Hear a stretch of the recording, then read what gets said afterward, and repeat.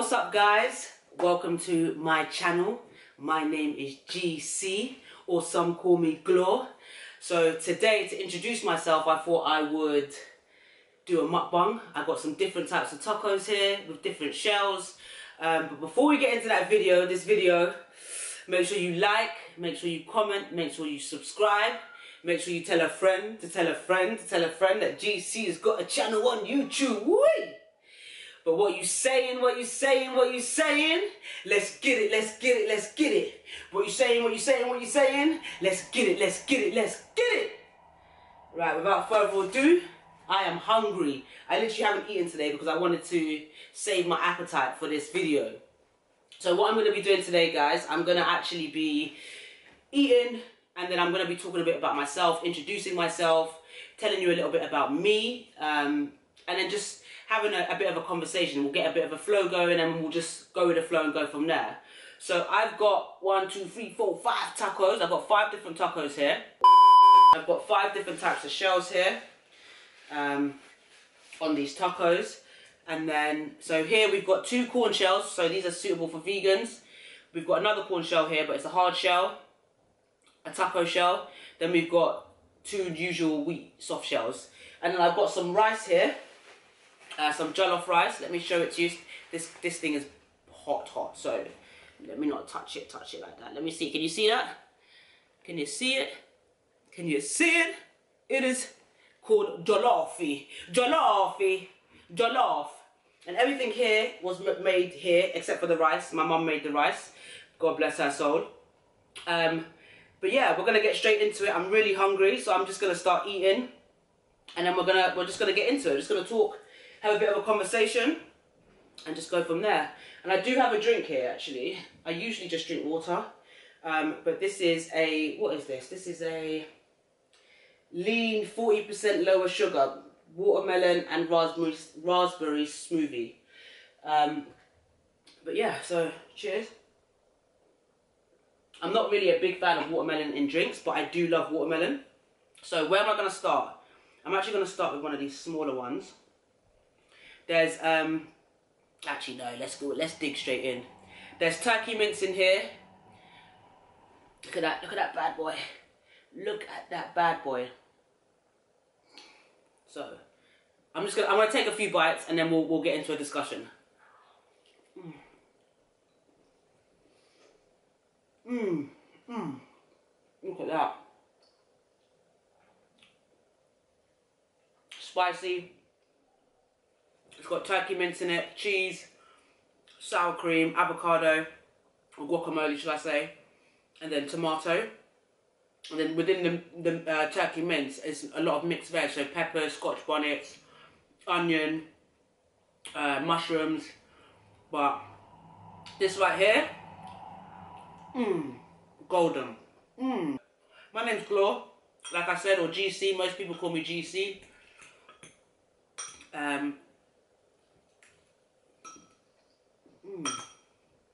This rice, yeah, oh, it's called jollof. It is called jollof. Look at it. Come and look at it. Will you focus or no? I'm sorry, guys. It may not focus for you. This is called jollof. My mum made this. Oh, the thing is banging. So banging that I'm spitting on myself. But yeah, so like I said, my name's GC. At the moment, I'm a sales manager for an advertising firm. I deal with retailers, online businesses that want to push traffic to their online stores. And then outside of that, I also run an events business where we do event design, event hire services, and consultation type work. And then additionally to that, like there's more, yes there's more, I'm heavily into kind of fitness and lifestyle, so I do a lot of stuff surrounding that. So at the moment I'm running a free community workout group. Off the back of that, you know, I do a bit of kind of personal training and advice in terms of nutrition and that kind of thing. So yeah, I try and keep myself as busy as possible. I literally am someone that never really gets bored because there's always something for me to be doing. And then at the moment, I'm also learning my language. I am of Nigerian descent. I was born in the UK, born in London. L-O-N-D-O-N, A, L-O-N-D-O-N. But my parents are from Nigeria, which in turn means that I am Nigerian, and very, very, very proud of that fact. Even though you are doing rubbish at the moment, even though they're doing rubbish, I'm very proud to be a Nigerian. Believe that. So, as part of that, we've got a lot of different tribes in Nigeria. And the tribe that I belong to, or the set that I belong to, is Igbo. Igbo. Igbo. Igbo. Say it. Igbo. Igbo. And so I'm trying to speak my language. I should know how to speak it. You would think that because my parents spoke it in the house, I would speak it. But I don't. I know a few things now. I can say Ndewo. Ndewo. I can say no. No. I can say Dalu. I can say Kekimere. I can say a lot to Gesikwa. I can say a few things now. I'm getting there slowly but surely. So I'm learning my language at the moment. Anyway, I actually just this one is just staring at me. I really want to eat this. I want to move this up. I want to move this out the way. Alright, cool. It's less hot now. I want to move you. I want to move you. I'm gonna try this one.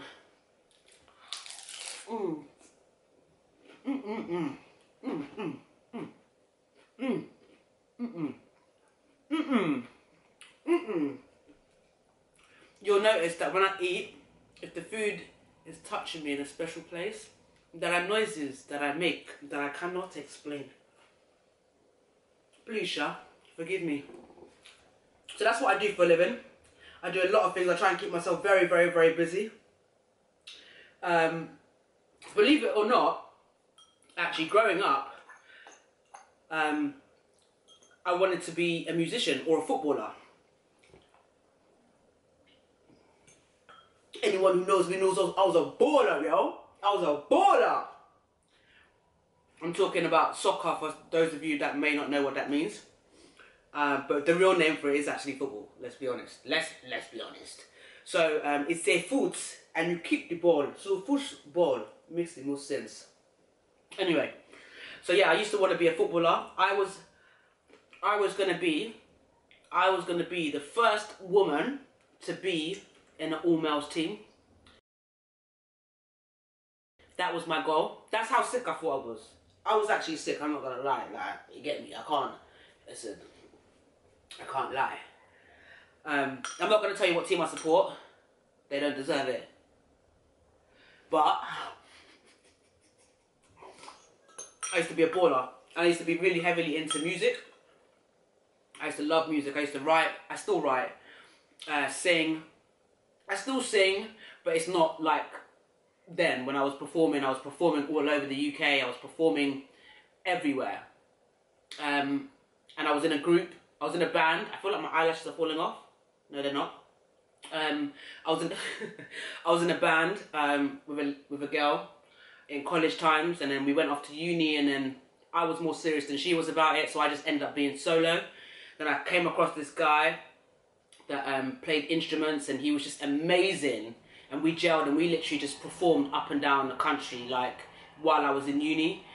And the plan was after uni was that I was going to give myself 2 years to just focus on music, because I'm so used to like playing football and putting on events. Even at uni, I was part of my ACS. I was, you know, I've always been busy. I've always been that girl that, oh, ask Gloria, she might know someone that could do that, if that makes sense.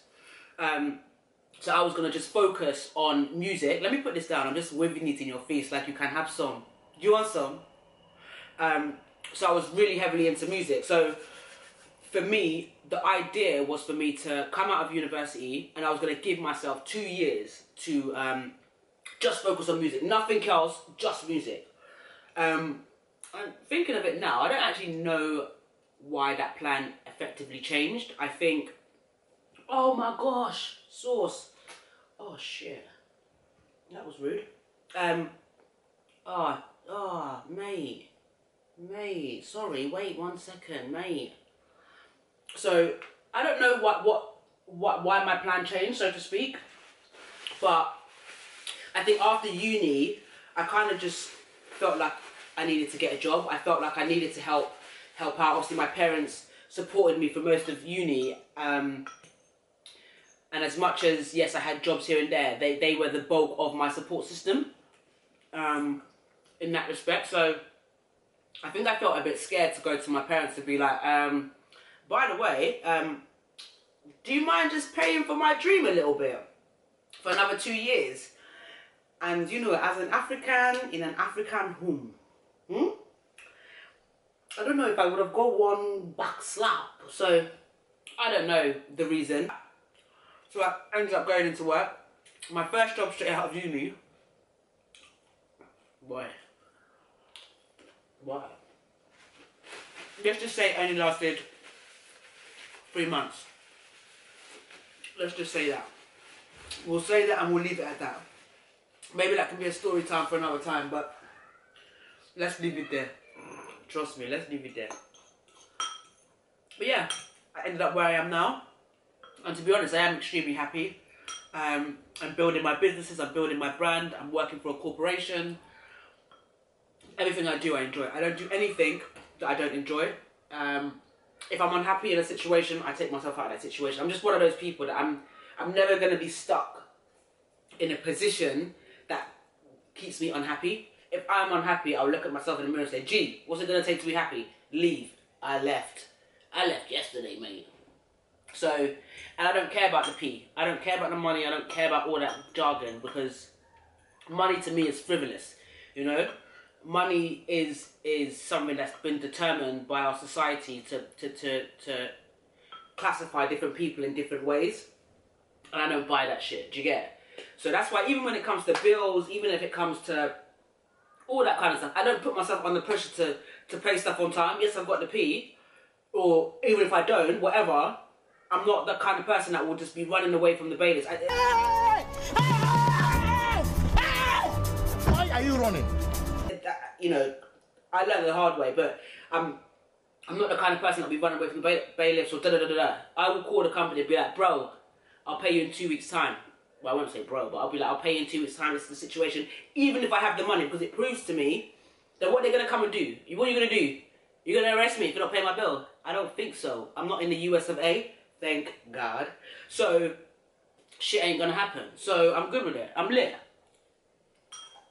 So, I don't live my life determined by money. And I don't live my life determined by what money should be to me or what it means to me. I get money as a result of not giving a fuck about it, I think. And I think that's literally it. My brother told me one time, you know, when I needed money, where was it? So now that he's got it, or now that we've got it, or I'm not saying I'm rich, I'm not rich, that's by any means necessary, but now that we see money, it's kind of like, it's not a big deal, because it's like, it means nothing. I can't die with that shit anyway, do you get it? My mum and dad care more about money than I do, so, but that's an African household.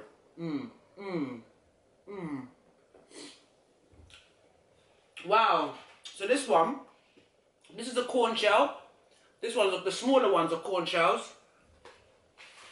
I thought I was going to struggle to eat this, but actually, it's not that much food. It's actually not that much food. When you really deep it, it's not that much food.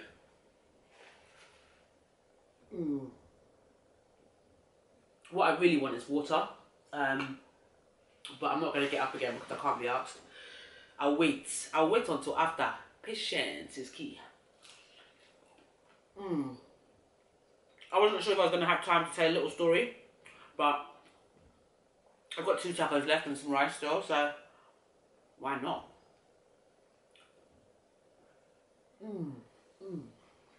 I can't believe my eyelashes, yo. I try to look pretty and all that. I couldn't bother to put no makeup on. So I said, let me just put on some eyelashes. And you falling off. You falling off. The first time I went to Nigeria was very interesting. I've got 3 brothers and 2 sisters.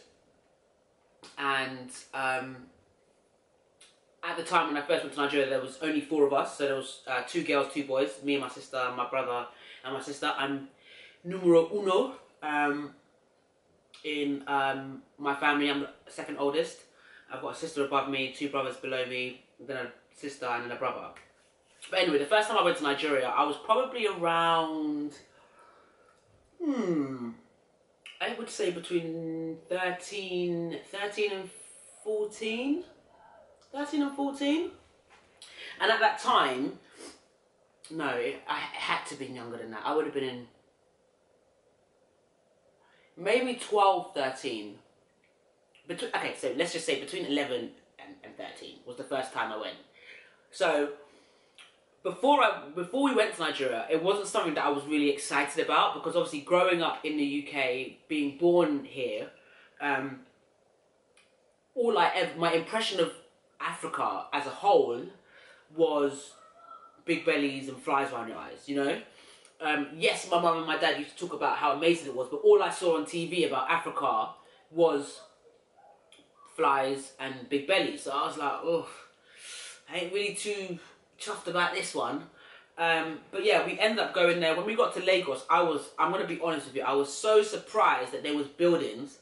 Yo, I know this sounds real ignorant, yeah, but I was so surprised that there was buildings and just infrastructure, that it's a lot more developed now than it was then. But even then, I was like, raw, like, they got concrete buildings, they got buildings. Hold up, wait a minute. Not like just huts and stuff. So I was just a bit like, whoa.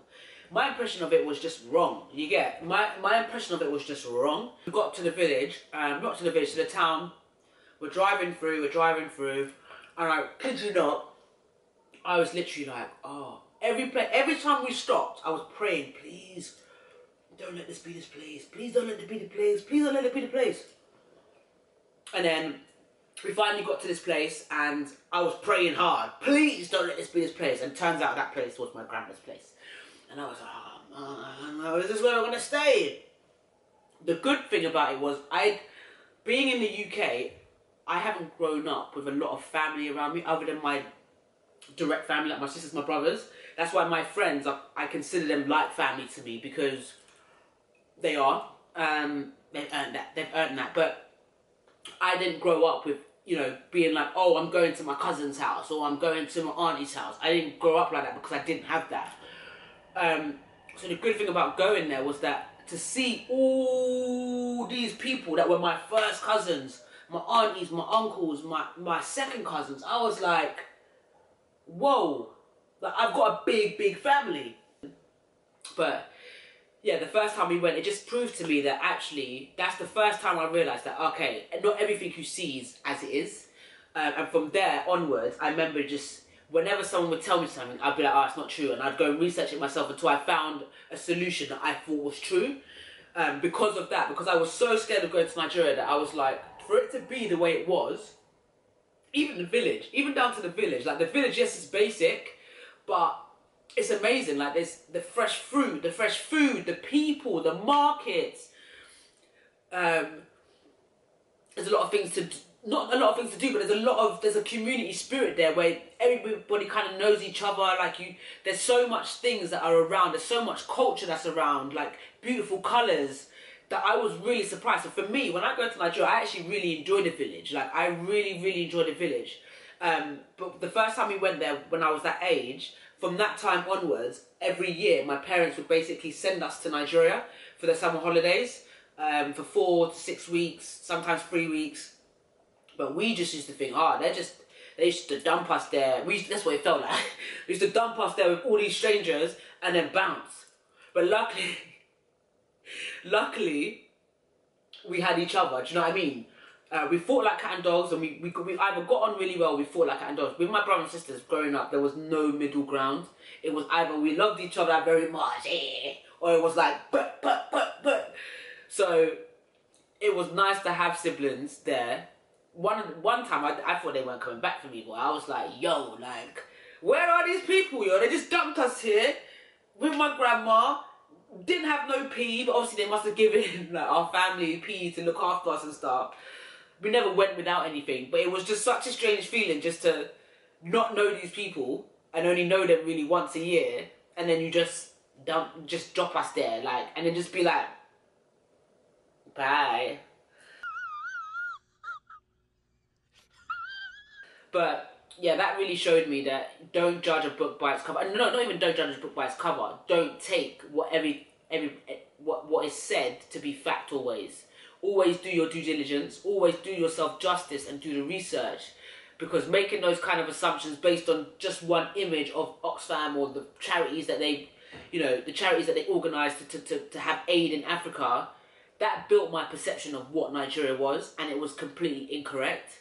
Yes, there's a lot of stuff that goes on in Nigeria now in terms of corruption, in terms of, I don't want to get into it, but that's a thing for another day. But to know that it wasn't the structural thing that I was looking for when I went there was really, really surprising.